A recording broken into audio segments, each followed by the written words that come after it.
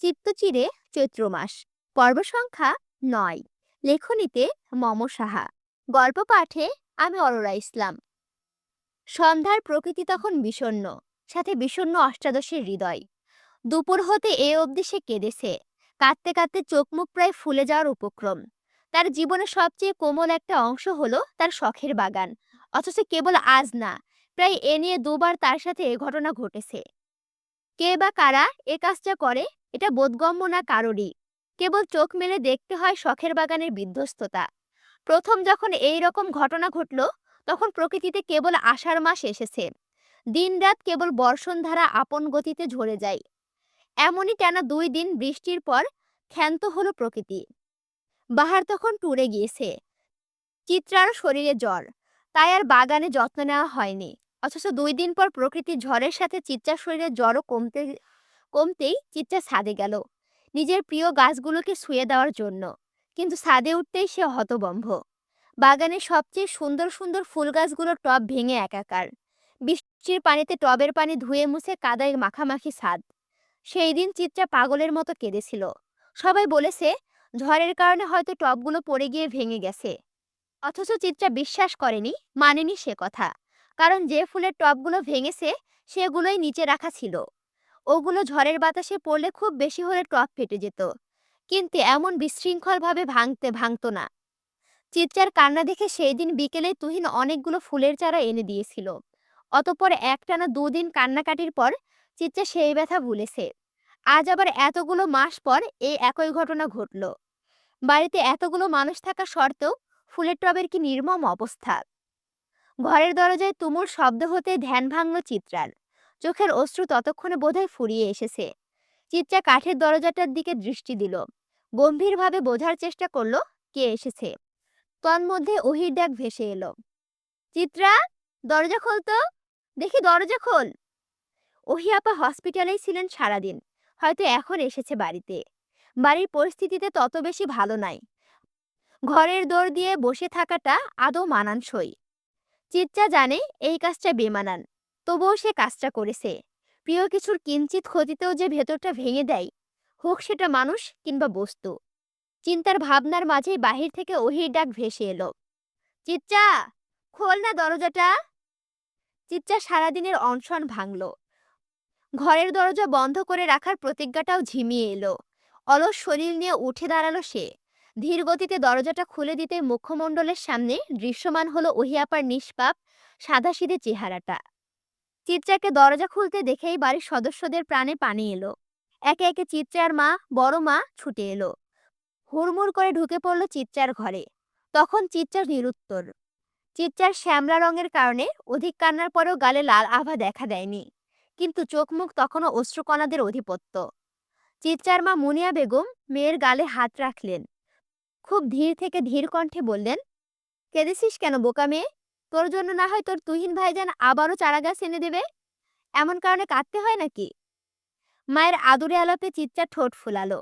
চোখ মুখ আধার হয়ে এলো তার। এই তো মনে হচ্ছে হয়তো এখনই কেঁদে দিবে। ওহি হয়তো বুঝতে পারল চিত্রার অনুভূতির মতিগতি, তাই ব্যতিব্যস্ত কণ্ঠে বলল, কাঁদিস না, কাঁদিস না, দাঁড়া, আমি তোর জন্য একটা জিনিস এনেছি। চিত্রার কাঁদো কাঁদো চোখ মুখে ভর করে এলো বিস্ময়। ওহি আপা তার জন্য কিছু এনেছে, অথচ ওহি আপার আগে এইসব ব্যাপারে কোনো হেলদোল দেখা যায়নি। চিত্রা যখন অধীর আগ্রহে দরজার দিকে তাকিয়ে রইল, ওহি আপা মিনিট দুয়ের মাঝেই 4টা ফুলের টব নিয়ে হাজির হলো। দুটো টব দোয়েলের হাতে, আর দুটো তার নিজের হাতে। চিত্রা ফ্যাল ফ্যাল করে কেবল তাকিয়ে আছে। সে ঠিক বুঝতে পারছে না তার সাথে হচ্ছেটা কি। এতটুকু বয়সে কি তার ভ্রম হচ্ছে? না হলে ওহি আপার মতো মানুষ কিনা ফুলের টব এনেছে নিজে যেচে, তাও আবার চিত্রার জন্য। কেবল চিত্রা না, অবাক হলো উপস্থিত সবাই।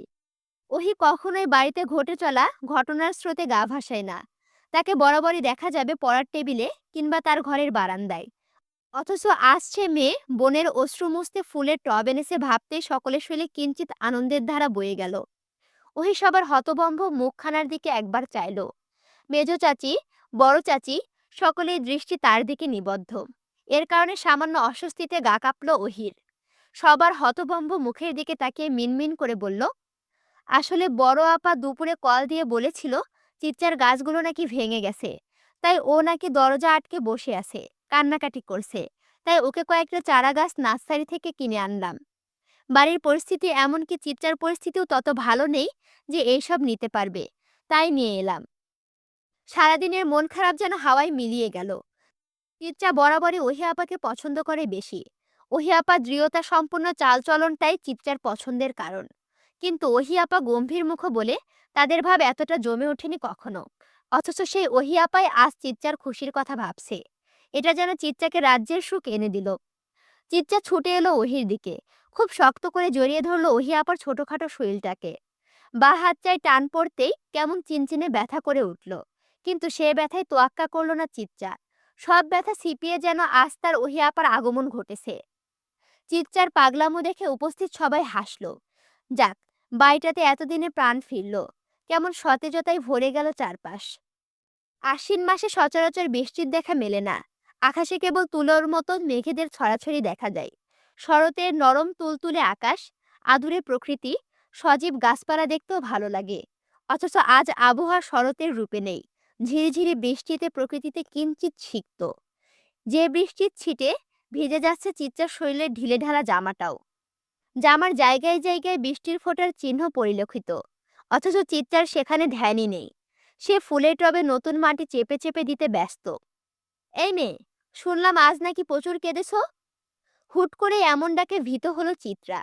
ডান হাতের মুঠোয় থাকা মাটিগুলোকে আরেকটু শক্ত করে চেপে ধরে কেঁপে উঠল। কিন্তু কণ্ঠের মালিককে চিনতে তার সামান্য অসুবিধে হলো না। সে অবাক উত্তর দিল, বাহার ভাই, কোথায় ছিলেন কাল থেকে এ অবধি? কালো টি শার্টটার গলার দিকটাতে টানতে টানতে বাহার উত্তর দিল, পার্সোনাল কাজ। কি কাজ বাহার ভাই? চিত্রার প্রশ্নে বাহার ভুরু কুচকালো। বেশ তীক্ষ্ণ কণ্ঠে বলল, পার্সোনাল কাজ মানে বুঝো না? যেখানে ব্যক্তিগত শব্দটা উল্লেখ আছে সেখানে সেটার বিশ্লেষণ চাওয়াটা বেশ বোকামি। অথচ তোমায় আমি বুদ্ধিমতী ভাবি। বাহারের কথার ধরনে আবারও মনের কোণে মেঘ জমল চিত্রার। মুখটা অপমানে ছোট হয়ে গেল। সে বেশ শুকনো কণ্ঠে উত্তর দিল, দুঃখিত। তা আজ নাকি অনেক চারাগাছ পেয়েছো? বাহার যে পরিস্থিতি ঘোরানোর চেষ্টা করলো তা বুঝতে বাকি রইল না চিত্রার। সেও মাথা নাড়িয়ে বলল, হ্যাঁ বাহার ভাই, জানেন আমার সব সুন্দর ফুলের টবগুলো কে যেন ভেঙে ফেলেছে। কে ভেঙেছে বলো তো? তোমার কাছের কেউ নয় তো? বাহারের প্রশ্নাত্মক বাক্যে অবাক হলো চিত্রা। তার কাছের কেউ ভাঙছে মানে? বাহার ভাই কি বলতে চাইলো? তবে কি বাহার ভাই জানে কে এ কাজ করেছে? ভাবুক চিত্রার মাথায় চিন্তার দলেরা পাকিয়ে গেল। হাঁসফাঁস করে উঠল হৃদয় কোণ। অধৈর্য কণ্ঠে সে জিজ্ঞেস করল, আমার কাছের কেউ? কিন্তু কেন বাহার ভাই? আর কেই বা করেছে? চিত্রার প্রশ্নে বাহারের ঠোঁট উল্টে বোঝালো যে উত্তর তার জানা নেই। হতাশার দীর্ঘশ্বাস বের হয়ে এলো চিত্রার বুক চিরে। মন খারাপ করে বলল, বাহার ভাই, রঙ্গন ফুলের গাছটাও ভেঙে গেছে। অলকানন্দা তো আছে, তোমাকে না হয় অলকানন্দা বলবো। এবার তো বলো, নতুন চারা গাছগুলো কোন কোন ফুলের? অলকানন্দা, হাসনা হেনা, সন্ধ্যা মালতী আর শ্বেতচন্দন। বাহ, অনেক তো। আর কিছু চাই? বাহারের প্রশ্নে চিত্রার দুষ্টু বুদ্ধিগুলো মাথা চড়া দিয়ে উঠল। টকবক করে উঠল ডানা ঝাপটিয়ে। চিত্রা বাহারের দিকে ঘুরে বাহারকে পুরো পা থেকে মাথা অবধি দেখলো, কুটিল হেসে বলল, হ্যাঁ চাই তো, আপনাকে চাই। বাহার মেয়েটার দিকে তাকিয়ে দীর্ঘশ্বাস ফেলল। খুব গভীরভাবে কি যেন ভাবলো, অতঃপর আনমনে বলল, আমায় চেয়েও না অলকানন্দা। আমায় চাইলে বড়জোর প্রাপ্তির খাতায় বিরাট এক শূন্যতার হাহাকার মিলবে, আমায় মিলবে না। বাহার দাঁড়ালো না আর। কাঁধের ব্যাগটা শক্ত করে ধরে নিজের ঘরে চলে গেল। চিত্রাকে বলছে যাওয়ার দিকে তাকিয়ে রইল কিছুক্ষণ। মানুষটাকে বেশ ক্লান্ত দেখাচ্ছে। মাঝে মাঝে মানুষটা কোথাও উধাও হয়ে যায়। হ্যাঁ, তোমার উদ্দেশ্যে বলছি। আমায় চেয়েও না অলকানন্দা। আমায় চাইলে বড়জোর প্রাপ্তির খাতায় বিরাট এক শূন্যতার হাহাকার মিলবে, আমায় মিলবে না। কিন্তু সাবস্ক্রাইব করলে তো তুমি আমার কথাগুলো নিয়মিত শুনতে পারবে। তাই এখনই সাবস্ক্রাইব করে আমার পাশে থাকো। আল্লাহ হাফেজ।